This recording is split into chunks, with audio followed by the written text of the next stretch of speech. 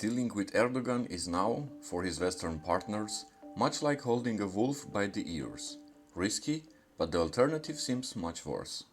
My name is Haik, and I welcome you to Global Political Analysis channel.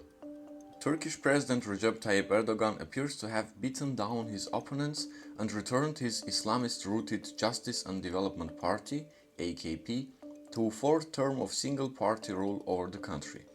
In doing so, he has cemented his own already firm control over the country and is a large step closer to becoming the most influential figure in Turkish politics since Mustafa Kemal Atatürk. The consequences of the AKP's victory are likely to be enormous for Turkey, the region and possibly for Europe, Russia and the United States as well. After the November 1st parliamentary election, it is possible that the secular Turkish Republic, as it has been established since 1923, will eventually become something unrecognizable to its founders. In his early years in power, Erdogan and the AKP were hailed by Western governments as pragmatic reformers and proved that political Islam could be democratic and pluralistic. Turkey was moving closer to serious consideration for EU membership, opening up to foreign investment and growing economically. But since the 2008 financial crisis, and especially since the 2013 Gezi Park protests in Istanbul, during which Ankara cracked down on perceived opponents in full view of the world, Erdogan has become increasingly autocratic. Indeed, Erdogan called for the November 1st elections after the AKP failed to gain the majority of votes in June elections and Prime Minister Ahmet Davutoglu was unable to form a coalition with the three opposition parties in parliament. Many Turkey analysts say Erdogan had no intention of letting the talks succeed in the first place and may have pressured Davutoglu to allow them to fail. Erdogan's unwillingness to accept a legitimate democratic election result and his desire to politicize an office, the presidency, that is nominally non-partisan, are just two of many signs that he is tightening his grip on power. The election results will likely make Erdogan more autocratic, as the former prime minister has been vocal about his desire to convert the parliamentary republic into one headed by a president, which, conventionally for him, is the office he holds.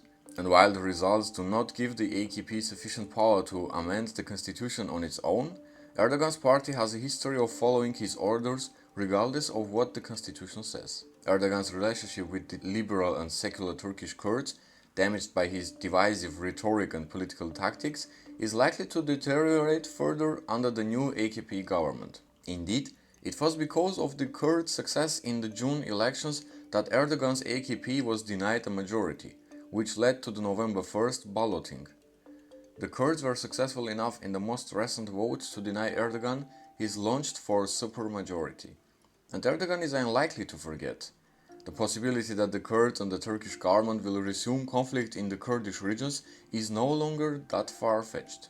All of this, of course, comes amidst a rapidly worsening security situation in Turkey's backyard, much of which involves Kurds in Iraq and Syria.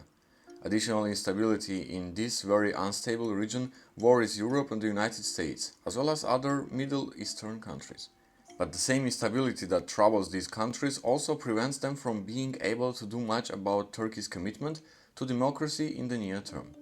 Turkey's location, combined with its NATO membership, makes it an indispensable partner in dealing with Russian activity in the region, the Islamic State, ISIS, the Syrian civil war, and the unfolding migrant crisis. Dealing with Erdogan is now, for his Western partners, much like holding a wolf by the ears. Risky, but the alternative seems much worse.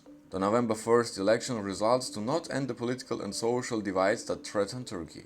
They merely reset the stage for continued struggle.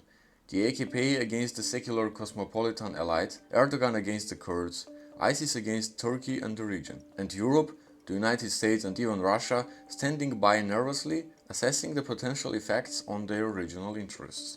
However, Erdogan has the means, motive and opportunity to exploit this moment of authority, and his recent political behavior suggests he will.